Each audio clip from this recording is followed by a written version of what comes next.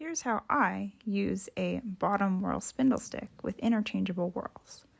Each of these whorls is a different weight, which allows me to control the amount of spin that the spindle has.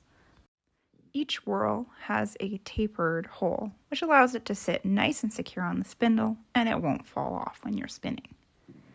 As you can see, when I give the spindle a push with the heaviest whorl, it spins for a long time. And as I raise up in weight, the amount of spin that the spindle will have will be less and less. This is useful because as I'm spinning, I'm never just spinning on an empty spindle stick.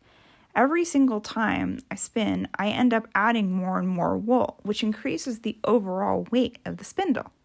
You can see here that I'm spinning on a spindle that is too full for the weight of whorl that I have. I'm not able to draft out very much on a single spin, and it stops spinning pretty quickly. This is how I know it's time to change out my spindle whorl. So, after I pull in this yarn and I add it to the rest of the cob, I'm going to swap out my spindle whorl, and we'll take a look at how that does. Immediately, you can see that I have a lot more spin from the spindle because it's the right weight now, and I'm able to draft out for longer because there's more spin being put into the yarn.